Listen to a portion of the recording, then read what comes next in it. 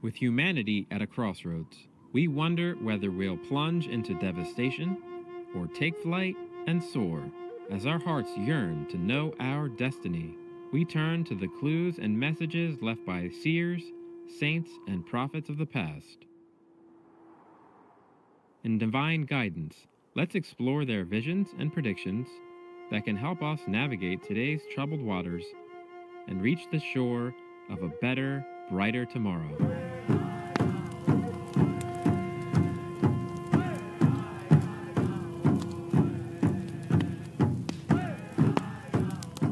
In our previous episode, we learned, according to the legend of the Rainbow Warriors by the independent journalist and healer Stephen McFadden, that a light from the east would come at a time when First Nations people began to rise again, finding strength, pride, and wisdom. We also learned that the early 1990s was the time when signs of their revival began to appear after Supreme Master Ching Hai, vegan, came to North America to give a series of public lectures and meet representatives of the First Nations community, to whom she gave heartfelt spiritual and material support.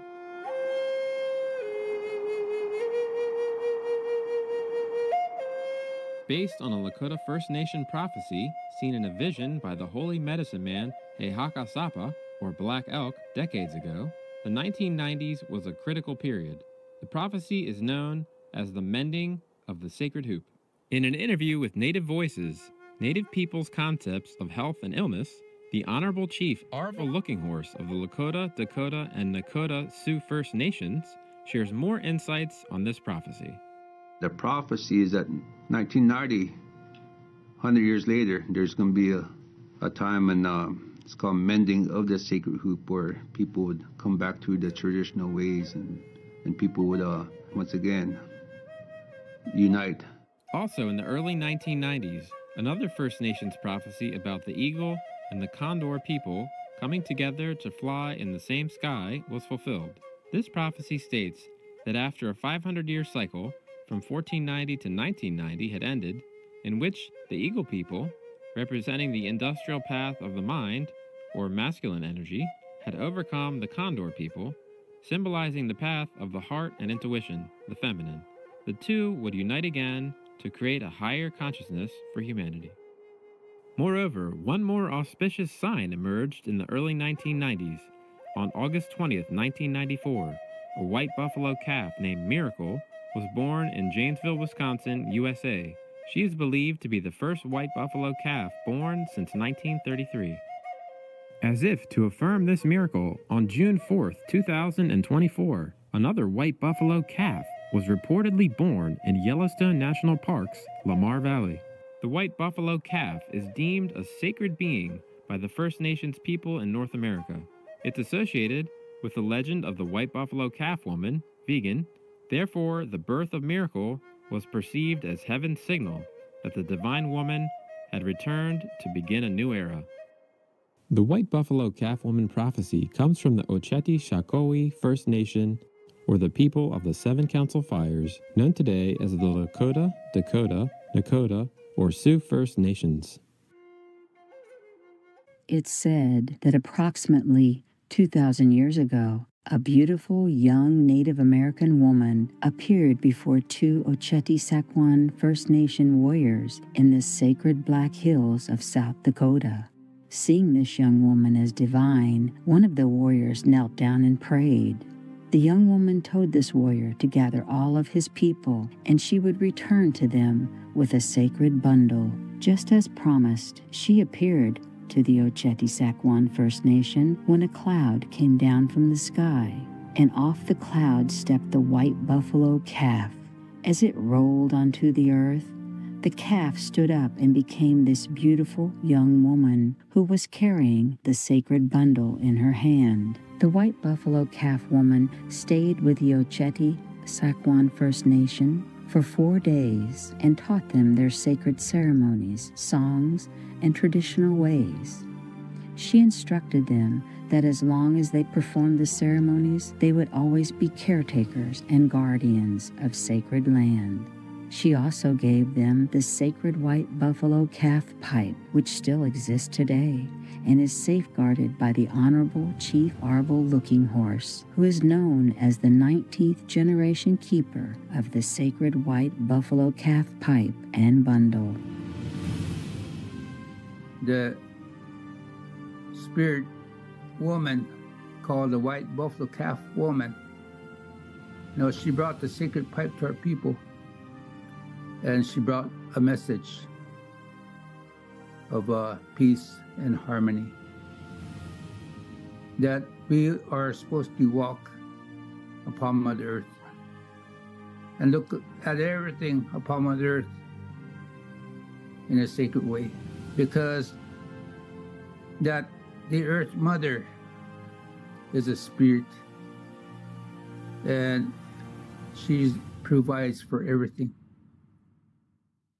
According to the legend, as the white buffalo calf woman was leaving, she rolled over 4 times, appearing as a black, a red, a yellow, and finally a white buffalo person. She then walked over the hill as a white buffalo calf. She promised that she would return and bring back spiritual harmony and balance to purify the world. The sign of her return would be the birth of a white buffalo calf.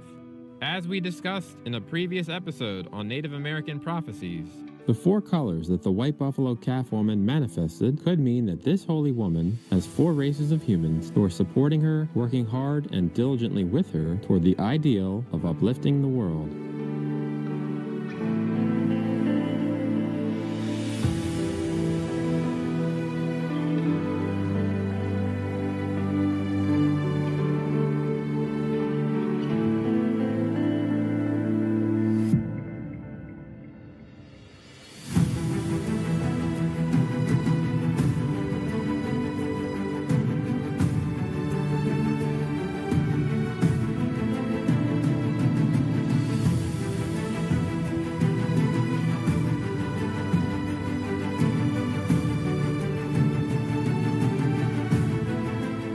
And why is she called the calf? Because a calf is pure and innocent and was a sacrificial symbol in that period of time. Maybe just as Jesus is likened unto a sacrificial Lamb of God to wash away the sin of the world. And she works really hard, as do buffalo and oxen persons. Furthermore, buffalo persons, calves, and oxen persons are all vegan. Perhaps these were the messages she wanted to convey to her followers and the future generations such as ours right now, so that we would be able to recognize her when she returns.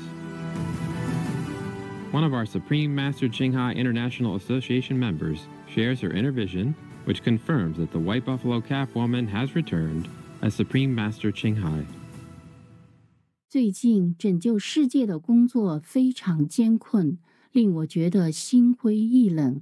有一天，当我悲伤地打坐着，突然，师父青海无上师以一位老印第安女人的形象出现了。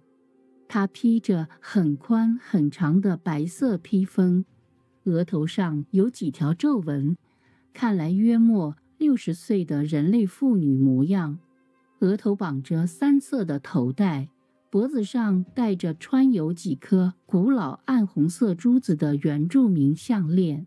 我在内在境界里变成一个6、7岁的可爱小孩，向师父单膝跪下，默默无言。师父俯身伸手安慰我，瞬间她又变成一位美丽的印第安少女，双颊闪着绯红的青春光彩。她微笑地看着我，我知道这是 White Buffalo Calf Woman 普特山威，是印第安人拉科塔族和苏族神话中的一名女神。这位女神跟师父的另一位化身埃及伊西斯女神一样，张开的双翼与披风特别庇护小孩与妇女们的权利，是妇孺的庇护神。我们师徒默默无语，师父牵着我的小手，长长的披风拖在绿色的草地上，我们步行在绿草如茵的山区。突然，师父把我一拉，我俩飞翔在美丽的山中，往下俯瞰是一片青翠蓊郁，足以令人忘忧。我们都露出了微笑，我们像老鹰一般的翱翔。我看到自己的额头上带着黑色的鹰羽，飞翔了一阵子之后，我们降落在一艘独木舟上面。我与师傅一人坐着一端，这是一艘比较大的独木舟，所以可以坐着2人。师傅面色柔和地殷殷开导我，为我解开了很多心中的纠结。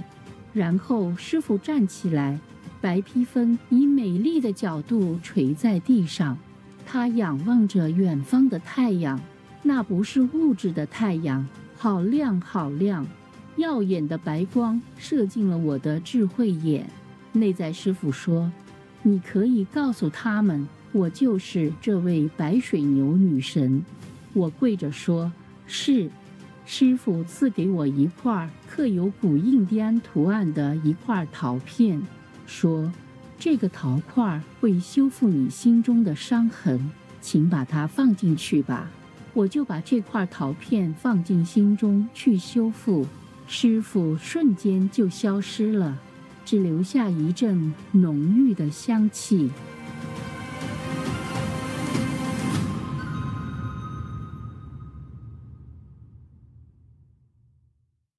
Supreme Master Ching Hai's close affinity with the First Nations citizens is demonstrated through her profound respect and appreciation for their unwavering faith and deep connection with Mother Earth and the divine. On several occasions, Master has accepted invitations from the Honorable Chief Phil Lane Jr., vegan, founder and chair of the Four Worlds International Institute and Compassion Games International, to speak at online forums, expressing her wholehearted support and praise for this special group of people. The wisdom of old has never been lost in the community of the indigenous people. And you know well, according to that wisdom, we cannot expect full happiness, full joy, if we cause sorrow to others, including our earth co-tenants, the sweet animal people, and all other beings around us. So my simple message is be vegan, make peace. Greetings, all the great First Nations in the world, all the indigenous people, beloved of the creation. I'm very honored to be with you today, but I feel like we always are together, no matter how long, how far the physical distance, because that doesn't matter to the souls. I wish all of you, first of all, the best that heavens can bestow, that your people will always be feeling the love of the divine in your heart, in your mind, and in your soul.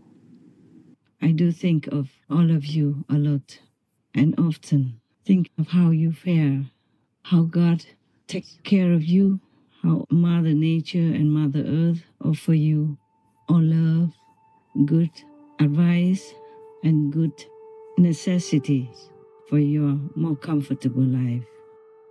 No matter how the outer world changes, your traditions, your values, spiritual knowledge, and all that is precious, you have never forsaken. That is a great thing that you keep, which is far, far more valuable than any physical and material possession. And all of you, the First Nations citizens, know all that, treasure all that very well. And I'm very touched and thankful for that. Supreme Master Ching Hai has also offered loving awards and financial contributions to many indigenous individuals, communities, and organizations over the years. For example, in 2010, former Bolivian President, His Excellency Evo Morales, the first indigenous president of the country, received the Shining World Leadership Award for Compassion from Supreme Master Ching Hai for signing a law to ban the use of all wild and domesticated animals in traveling circuses. In 2011, Master conferred the Shining World Compassion Award and $10,000 to Mr. Lin Yuan Yuan, a hunter-turned-mountain ranger of Banan origin, for his dedication in protecting the black bear and wildlife preservation in Formosa, or Taiwan. In 2015, Master honored the Purepecha people in Chiran, Mexico with the Shining World Environmental Protection Leadership Award along with $20,000 in recognition of the community's exceptional reforestation endeavors and restoration of nature to her former glory. In 2017, to assist the flood relief work carried out by a team of our association members in Putumayo Department, Colombia, Master provided $13,000. The Musu Runakuna indigenous community citizens received the requested materials from our team to rebuild their dwellings for traditional gatherings. With gratitude, some of them said that Master is now one of Musu Runakunas and she will always have a special place in their community, especially in their hearts and prayers every day. In 2018, upon learning thousands were suffering from flooding in eastern Malaysia, Master offered $20,000 to assist the relief work organized by our local association members.